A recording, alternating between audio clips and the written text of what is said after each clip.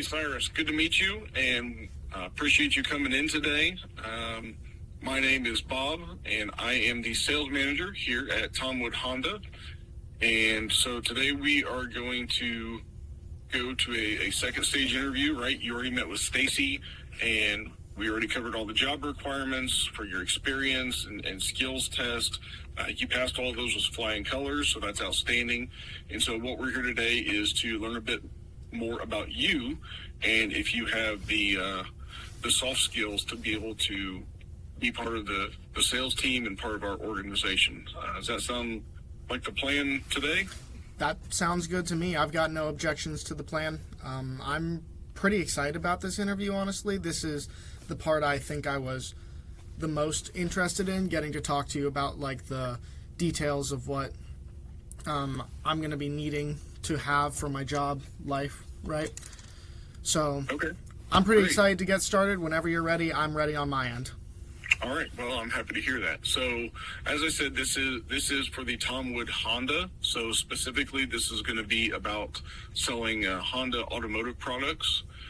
Tomwood Group does have a variety of different things. We have an outdoor power sports. We sell other manufacturers of automobiles as well, but this is specifically for the Honda Group. So some of the things that, especially from a sales background, that we have when customers are coming to us looking for cars. So we're going to kind of talk about some of those things that we see in general for salespeople, that they need to have the kind of skill sets. And I'd like to have some feedback from you on these questions. And if you have any personal, applicable, direct experience in those, if you could share those would be great. So one of the things, we have people coming in, not everybody knows exactly what kind of a vehicle they're looking for. But one of the most important things here at Tomwood Honda is that we want to ensure that our customers are coming in, that we're able to have our sales staff develop and gain the trust of those individuals. Can you talk to me a little bit about some of the ways that you would be able to gain people's trust, and maybe some of the experiences you've had in the past where you've been able to successfully show that you've gained trust from individuals? Right, yeah. I would say probably, in my experience, one of the most important aspects of gaining the trust of your customers would be to be real with them, to be as authentic in the way that you present the information you're giving them as you can be. So, for example, I've worked a lot of customer service jobs in my past. I'm just a good people person. Those roles fit me very well. So a lot of the ways in which I gain trust, especially with repeat customers, is if I am comfortable and I know the product that I'm selling to that customer, I will interject my own opinions about the things that they're trying to buy and the things that I think would be beneficial to them. So I would say that being mindful of your customers' desires, the things that they're searching for in a product, and seeking to give them the best experience is a really good way to approach gaining the trust of your customers. Okay, that's great. So along with that, some of the challenges that we have had in recent years is due to supply chain interruptions, sometimes through natural disasters, recently a pandemic.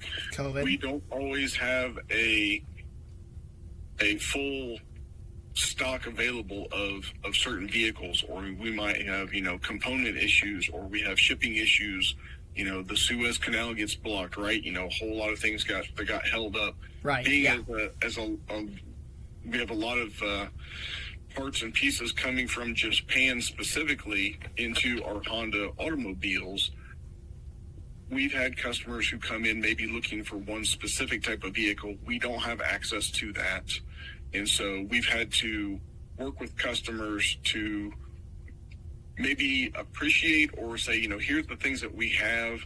So I guess tell me about a time where you've maybe tried to sell a customer on something that they weren't sure they wanted, or maybe it didn't have, if we're looking for CRV and they don't have a CRV available, but we do have some other models that might fit their needs, how would you handle that kind of a conversation with a customer?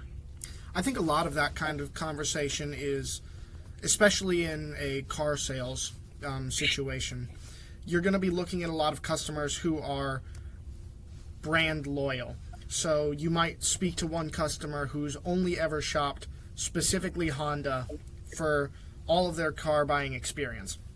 But with Tom Wood selling multiple types of automobiles, you might be able to say to a customer, okay, you're looking for the specific style of Honda. Let's say they're looking for a Honda Civic, right? They want a daily driver that can carry a small family, has decent gas mileage, but we've suddenly had a shipping delay and we don't have all the Honda Civics that we need to have on hand. What I might be able to do with a customer in that situation is explain to them, these are the things that you see are good in a Honda Civic.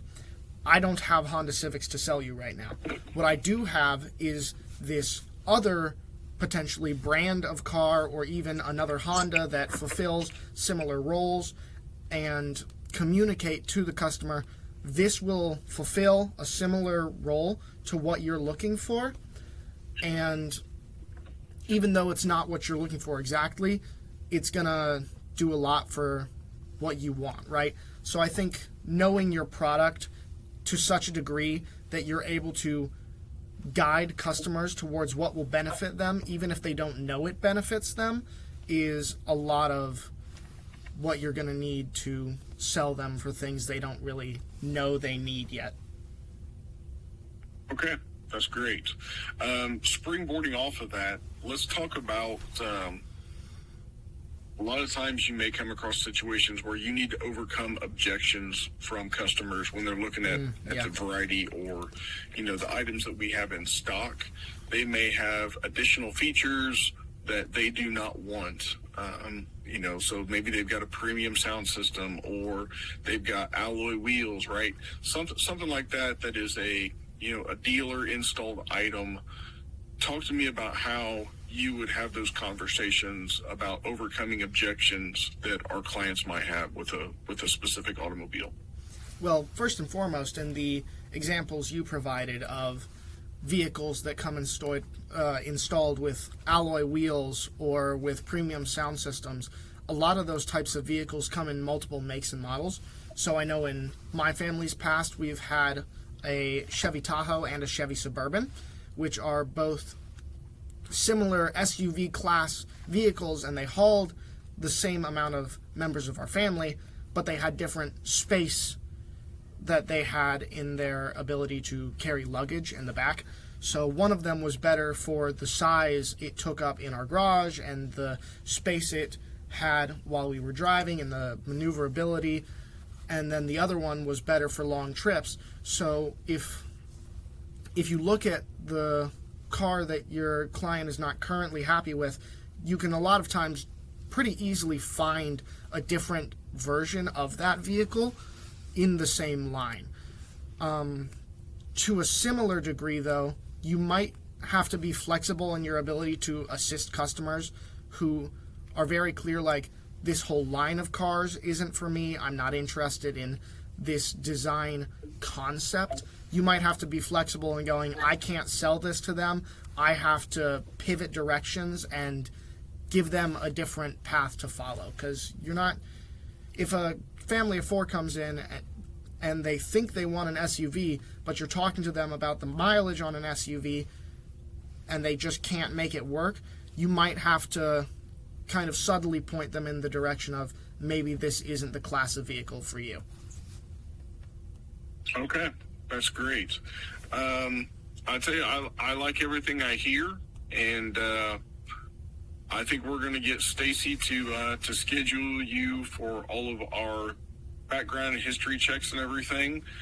Is there anything else that you would like to add right now, or would like to share with me and make sure that I know about you? No, I feel like we covered a lot of that in the entrance interview, and I think I've gotten a pretty good understanding of what the company's looking for in me through this interview. So I feel pretty good about today. Okay, well, let's go out and talk to Stacy, and we will get your schedule and figure out when we can get you in for your drug screen and background check, and then we can get to your start date scheduled up after all that. Okay. Okay, sounds good to me. All right. Thank you very much.